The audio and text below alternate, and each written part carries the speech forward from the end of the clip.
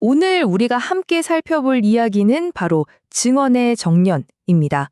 한 사람의 증언이, 그러니까 그 사람의 말이 어떻게 거센 압박 속에서 오히려 더 단단하고 날카로워질 수 있는지 그 놀라운 과정을 한번 따라가 보려고 합니다.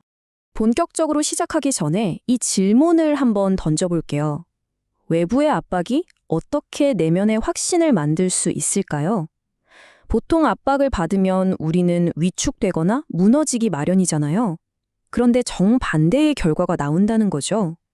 바로 이 역설이 오늘 이야기의 가장 중요한 핵심입니다. 자, 그럼 그 질문에 대한 답을 한번 찾아가 볼까요? 첫 번째 파트, 증언은 어떻게 날카로워지는가입니다. 압박이 우리를 무너뜨린다는 건 어찌 보면 당연한 생각인데 항상 그렇지만은 않다는 거예요. 마치 뜨거운 용광로가 쇠물에서 불순물을 걸러내고 더 단단한 강철을 만들어내는 것처럼요. 때로는 압박이 한 사람을 더 순수하고 강하게 만들기도 합니다. 여기서 아주 중요한 개념이 하나 나옵니다. 바로 인식의 상승이라는 건데요. 이건 그냥 누가 뭘 물어봤을 때 대답하는 수준이 아니에요. 계속되는 질문과 압박 속에서 시달리다 보니까 자기 스스로 생각하고 깨달으면서 이해와 증언이 완전히 다른 차원으로 올라서는 과정을 말하는 거죠. 말 그대로 갈등 속에서 벼려지는 깨달음의 여정이라고 할 수 있습니다. 자, 그럼 이 원리가 실제로는 어떻게 작동하는지 아주 혹독한 신문을 받게 된 한 남자의 이야기를 통해 아주 구체적으로 들여다보겠습니다. 모든 거대한 변화는 사실 아주 사소한 지점에서 시작되잖아요. 이 남자의 경우도 딱 그랬습니다. 모든 건 아주 단순한 사실 확인. 첫 번째 신문 단계에서부터 시작돼요. 처음에는 뭐 대단한 것도 아니었어요. 그냥 주변 이웃들이 와서 묻는 거예요. 정말 그 사람 맞아요? 뭐 복잡한 신학 논쟁이나 법적 다툼 같은 게 아니라 그냥 눈앞에 있는 사실, 당신이 누구냐? 이 정도의 기본적인 질문이었죠. 이때까지만 해도 그는 그냥 있었던 사실 그대로만 담담하게 이야기합니다. 하지만 이 평범했던 질문들은 그야말로 폭풍전야였습니다. 상황이 아주 빠르게 바뀌면서 이제 신문은 공식적인 성격을 띠기 시작해요. 분위기가 확 무거워지는 거죠. 이제 그는 단순한 이웃이 아니라 막강한 권위의 압박과 정면으로 마주하게 됩니다. 이 공식적인 신문은 굉장히 체계적으로 진행됩니다. 처음엔 단순하게 네가 누구냐 정체성을 확인하다가 이제 율법을 걸고 넘어지고요. 그러다 안 되니까 가족을 불러서 공동체를 압박하고 마침내는 그를 신앙의 변증, 그러니까 믿음에 대해 스스로 변호해야 하는 막다른 길로 몰아넣습니다. 압박의 수위가 점점 더 높아지는 게 보이시죠? 그러니까 여기서 핵심은 치유라는 사건 자체가 아니에요. 진짜 문제는 그 일이 하필 안식일에 일어났다는 거죠.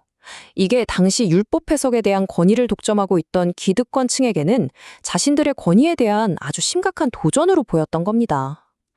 단순한 사실이 복잡한 법적, 종교적 논쟁으로 순식간에 번져버린 거죠. 신문관들은 여기서 멈추지 않고 그의 부모님까지 불러들입니다. 이건 정말 교묘한 전략이에요. 그 사람 개인만 압박하는 게 아니라 그가 속한 공동체 전체에 공포심을 심어서 그를 완벽하게 고립시키려는 의도였던 거죠.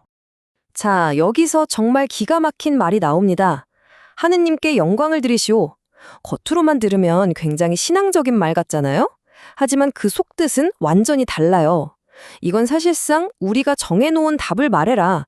우리 집단의 논리를 그냥 따라라. 라는 아주 노골적인 동조 압박이었던 겁니다. 진실을 왜곡하기 위해서 종교적인 권위를 이용한 거죠. 그런데 말이죠. 바로 이 지점에서 아무도 예상하지 못했던 반전이 일어납니다. 이 거대한 압박이 그를 무너뜨리는 게 아니라 오히려 그의 인식을 완전히 새로운 차원으로 끌어올리는 기폭제가 되기 시작합니다. 그의 증언이 어떻게 진화했는지를 보면 이게 아주 명확하게 드러납니다. 처음에는 그저 예수라는 어떤 분이라고 객관적인 사실만을 언급하던 그가요. 이제는 하느님에게서 오신 분이라고 엄청난 확신에 찬 신학적인 해석을 내놓기 시작해요. 이 언어의 변화가 그의 내면에서 얼마나 큰 변화가 일어났는지를 그대로 보여주는 거죠. 이게 바로 그의 새로운 증언, 아니 선언입니다. 그분이 하느님에게서 오지 않았다면 이런 일은 절대 일어날 수 없었을 겁니다. 이건 더 이상 단순한 사실 진술이 아니죠. 논리적이고 확신에 찬 신앙의 변증으로 나아간 겁니다. 압박이 역설적으로 그에게 스스로 생각하고 결론을 내릴 힘을 준 거예요. 자, 그리고 마침내 이 모든 과정의 클라이막스입니다. 그가 내놓은 가장 강력하면서도 또 가장 단순한 진술을 한번 보시죠. 그 사람이 죄인인지 아닌지 나는 모릅니다. 하지만 내가 아는 건 딱 한 가지입니다. 나는 눈이 먼 사람이었는데 지금은 보게 되었다는 바로 그 사실입니다. 정말 어떤 화려한 수사나 복잡한 논리가 전혀 없죠. 오직 그 누구도 부정할 수 없는 명백한 개인적인 경험의 힘만이 담겨 있을 뿐입니다.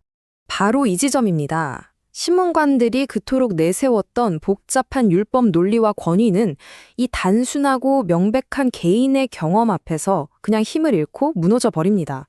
왜냐하면 나는 눈을 떴다는 이 생생한 진실을 그 어떤 논리로도 반박할 수가 없었기 때문이죠. 결국 외부의 끊임없는 박해와 신문이라는 그 뜨거운 용광로가 역설적에게도 한 평범한 인간의 인식을 가장 높은 경지로 밀어올린 셈입니다. 이것이 바로 우리가 오늘 이야기한 증언의 정년이자 인식의 상승 과정의 완성이죠. 오늘 분석을 마무리하면서 이 질문을 여러분께 한번 던져보고 싶네요. 우리의 삶 속에서 가장 단순한 진실이 가장 복잡한 논리를 이기는 순간은 과연 언제일까요? 각자의 삶 속에서 한 번쯤 생각해 볼 만한 문제가 아닐까 싶습니다.